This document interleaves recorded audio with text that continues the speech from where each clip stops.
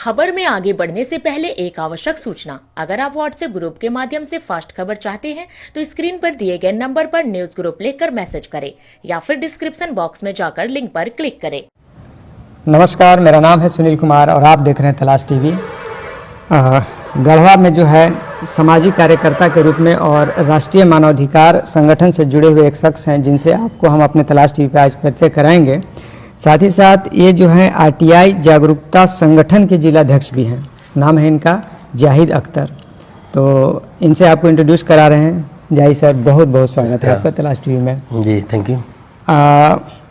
आपसे तो पहली बार हम रूबरू करा रहे हैं अपने दर्शकों को। जी, राष्ट्रीय मानवाधिकार कार्यकर्ता और आरटीआई जागरूकता, ये दो चीज़ आप कर रहे हैं। राष्ट्रीय मानवाधिकार से जुड़ने का आपका उद्देश्य कैसे अचानक से हो गया? कब से आप इन्वॉल्व हैं इसमें? देखिए, ये अभी से नहीं, 6 महीना पहले से ही भी हैं और काम भी कर रहे हैं। ये तो राष्ट्रीय मानवाधिकार से तो अभी जुड़े हुए हैं, मगर इससे पहले भी हम समाज के लिए, जैसे पहले कोरोना काल से ही हम लोगों को, या उससे पहले भी जब से हम लोग होश संभाले हैं, या फिर मेरे पूरे रिलेशन वाले भी जो करते ही रहे हैं।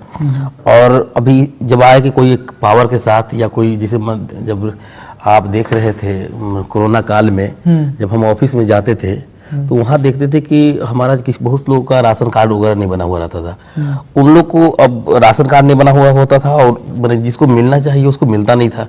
हम क्या करते कि अब जब वहाँ ऑफिस में गए उनका राशन कार्ड बनवाने, तो हमको इतना घुमाया गया कि उसका कोई हद नहीं। जब हमको इतना घुमाया जा सकता है तो वो जो आम पब्लिक थे, जिनको एक गरीब थे, जो कि उनके पास कुछ था नहीं देने के लिए, तो जब उनका हाल क्या था, तो उनको पहले तो हम दिए, लड़कर फिर हम लोग मतलब यही कारण रहा कि मानवाधिकार कार्यकर्ता के रूप में अपने आप को फिर बाद में लाना चाहे, क्योंकि आपको ज्यादा थोड़ा आसानी हो काम करना। हाँ जी, मैंने सोचा क्योंकि अब जो सरकारी जो गवर्नमेंट जो अगर मान लें उन लोग अगर गलत काम करते हैं, बहुत सारे लोग अगर नहीं बना पाते हैं, या फिर किसी और का होता है, कोई और उसका हक ले रहा है, तो उनको हक दिलाने के लिए हम राष्ट्रीय मानवाधिकार को हम ज्वाइन किया। हमने। अच्छा, आप जो कोरोना काल की चर्चा की है, कोरोना काल में तो बहुत से लोग घर में दुबके हुए थे, उस दौरान आप क्या बाहर निकल कर लोगों की सेवा कर रहे थे? जी, देखिए, बहुत लोग को अगर आपको अगर पता होगा तो लाइन उस पार, आपको गढ़वा का जो लाइन उस पार है, बहुत सारे ऐसे लोग हैं, गरीब हैं। आप मान लें कि 1 महीना तक कंटिन्यू अब तो खाना बंद आप करके रख दिए थे।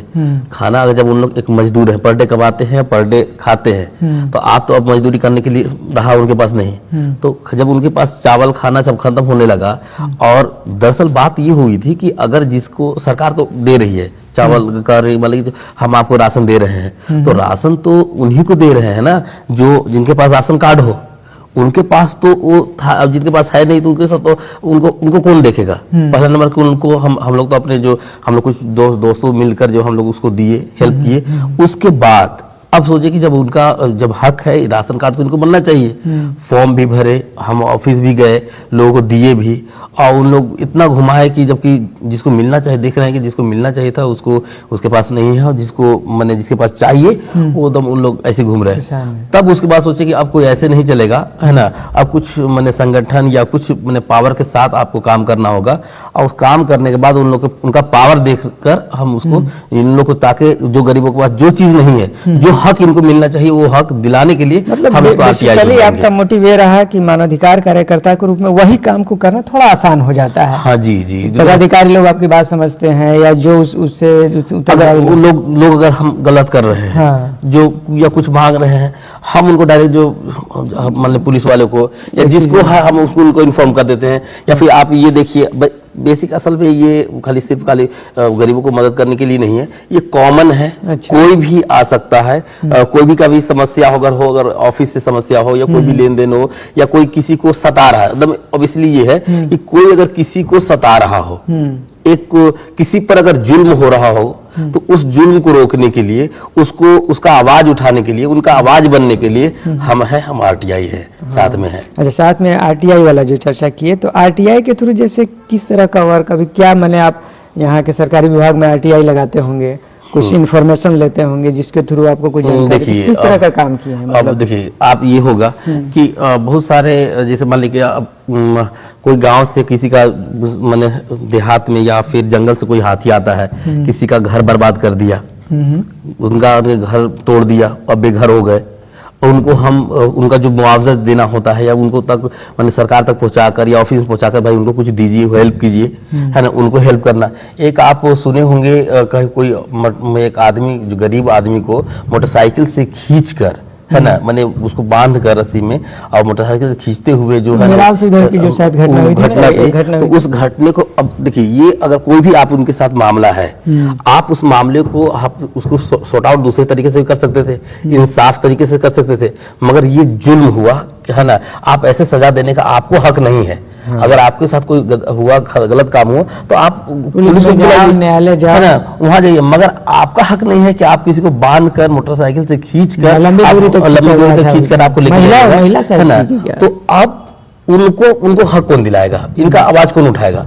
आप मान लें हो सकता है कोई जो पावरफुल आदमी होगा वो तो कर दिया, अब वो गरीब आवाज उठा नहीं पाएगा। उन गरीबों का आवाज उनके साथ होकर काम करना, इनका आखिर इनकी क्या गलती है, इनको ये इंसाफ दिलाना, आरटीआई हम लोग काम करते हैं। फिर जिस लोगों को, जैसे आपने बताया अभी गरीब को राशन कार्ड वाले, जो भी जिसके परेशानी है हम उनका काम कर देंगे। अच्छा, जैसे ये तो आरटीआई वाला वर्क हो गया या आपका जो मानवाधिकार से संबंधित वर्क हो गया, तो ये तो ऑल ओवर पूरे जिला की बात है कि कोई भी आपके पास आता होगा। आप गढ़वा नगर पंचायत क्षेत्र से बिलोंग करते हैं जी। आपसे एक चीज पूछना चाह रहे हैं कि यहाँ किस तरह की समस्या देखते हैं जो अब सॉल्व होना चाहिए? अब अभी कुछ समय के बाद हो सकता है नगर पंचायत चुनाव भी हो जाए, 2 महीना 4 महीना के बाद, तो आपको क्या लगता है कि अभी क्या समस्या बरकरार दिखाई दे रही है आपको जो उस पर होनी चाहिए काम? देखिए सर, बहुत सारे, आप अगर टाउन की बात अगर कर रहे हैं तो पहली बात तो हम सबसे पहला चीज अगर देखते हैं, लोगों में मतभेद। अच्छा। हम इंसान होने के नाते सारे इंसान पहले एक हैं, पहले तो ये समझना होगा।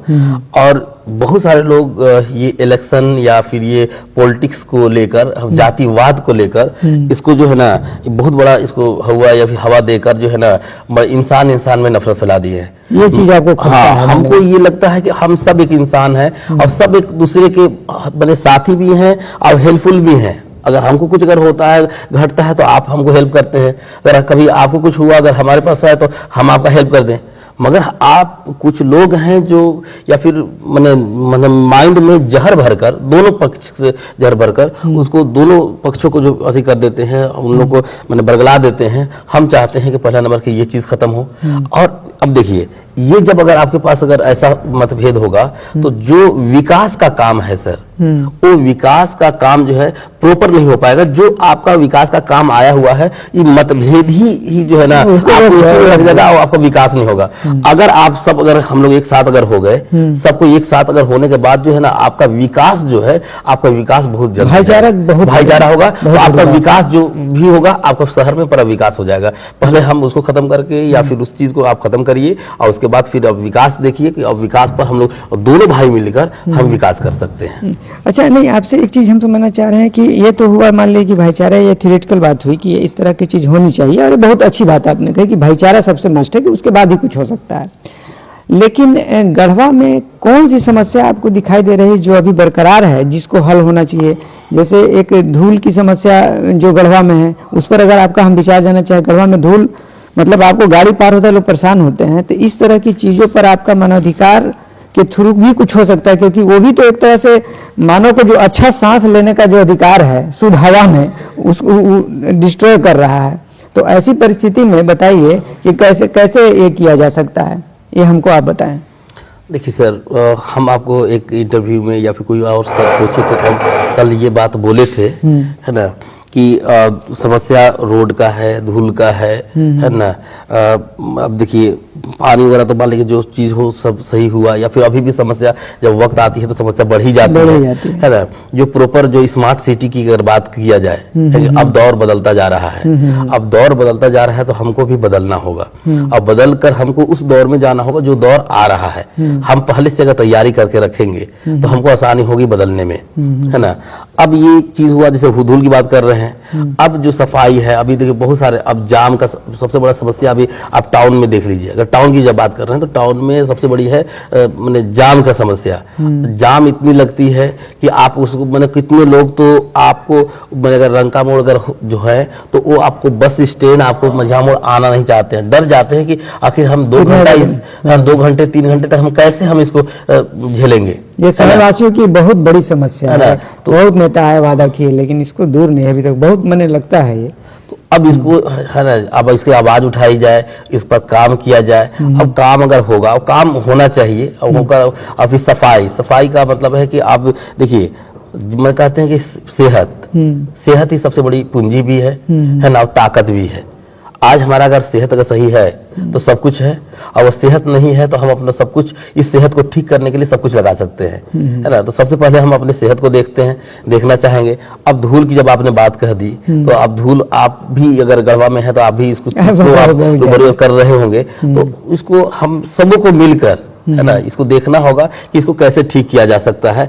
और हम लोग सब मिल जाएंगे और सब कुछ, अगर एक स्मार्ट सिटी और भी बहुत सारे लोग इस शहर के होंगे जो और अदर शहर में गए होंगे, विदेश भी गए होंगे, उनको पता होगा कि विदेश में या फिर अदर शहर में कैसा सीन होता है, कैसा क्या चीज आपको कितना फाइन मिलता है। हम भी अगर चाहें तो हम अपने गढ़वों को भी स्मार्ट सिटी बना सकते हैं और धूल या प्रदूषण से जो है दूर मुक्त कर सकते हैं। सर, अपने दर्शकों को हम एक बात और बताना चाहेंगे कि जाहिर जी जो है एक गढ़वा में एक नई पहल किए हैं, वो जो रिटायर्ड लोग हैं उनको सम्मानित करने का काम कर रहे हैं। ऐसा चीज़ जनरली हम देखते नहीं है। गढ़वा शहर में संभवतः ये पहली बार ही हम देख रहे हैं कि कुछ लोगों को आप जो है सम्मानित कर रहे हैं। क्या मामला है? कल देखे कि आप कोई पोस्ट ऑफिस वाले जो हैं उनको रिटायर्ड हैं उनको सम्मानित कर रहे हैं। ये क्या प्रोजेक्ट चल रहा है आपका टीआई या इसके?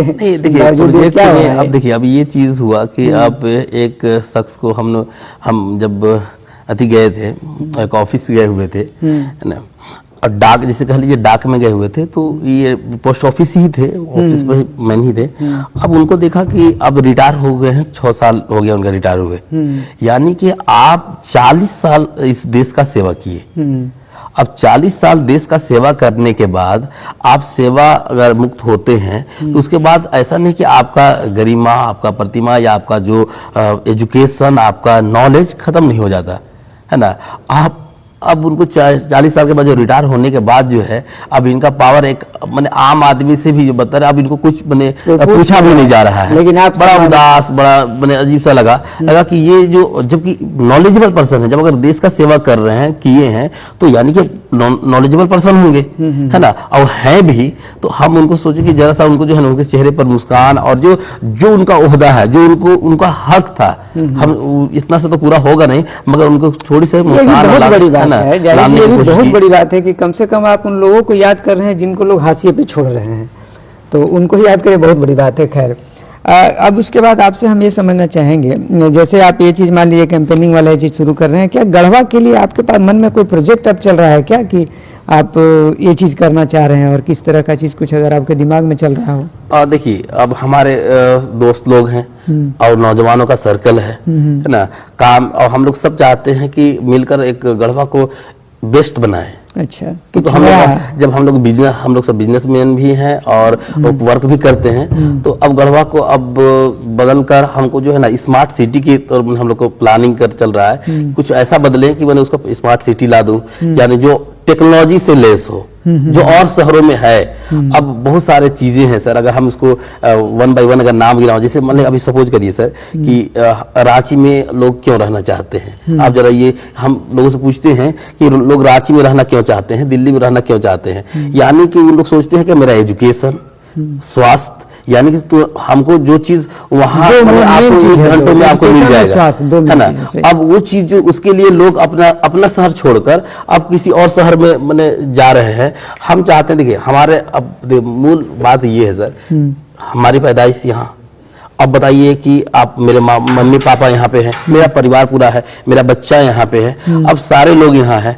अब उनको अगर सपोज करिए कि हम अपने परिवार को, अपने बच्चों को लेकर अगर हम दूसरे शहर शिफ्ट हुए, यानी हम ये सोचकर शिफ्ट होंगे कि हमको वहां से बहुत कुछ मिलेगा, वहां से हमको सुविधा, आपको एजुकेशन का और स्वास्थ्य का मिलेगा, मगर मेरे पापा तो जाएंगे नहीं। सही बात, मेरे पापा तो जाना चाहेंगे नहीं। तो अब हम अगर उसी परिवार को, अगर हम एक अपने साथ साथ और भी परिवारों को, सारे परिवारों को अगर हम यही चीज दे दे, जो चीज हम वहाँ वो जो सोच रहे हैं वो चीज अगर हम यही ला दें, यही कुछ अगर ऐसा काम करके अगर ला दूं, या फिर किसी को जो चीज उस पर नजर सोचने पर अगर मजबूर कर दो लोगों को कि आपको यहाँ भी ये भी देखना होगा, तो हम इसी पर हम लोग का, हम और दोस्तों का और भी जो इस तरह का सोच आप सोचने पर हम काम कर रहे हैं सर। जाहिद जी, आपको तलाश टीवी से जुड़ने के लिए आपका बहुत बहुत धन्यवाद। काफ़ी अच्छा लगा आपसे मिलकर, और हम चाहेंगे कि हमारी शुभकामनाएं भी आपके साथ हैं। इसी तरह के काम आप और आपका टीम करता रहे, आगे भी आपसे रूबरू होते रहेंगे, लोगों को आपके विचारों से अवगत हम जरूर कराते रहेंगे। तलाश टीवी का अगर यह इंटरव्यू आपको पसंद आया हो तो आप इसको लाइक कीजिए, इसको ज़्यादा से ज़्यादा शेयर कीजिए, और अगर हमारे तलाश टीवी चैनल पर बिल्कुल नए हो तो आप हमारे चैनल को सब्सक्राइब भी कर सकते हैं। बहुत बहुत धन्यवाद।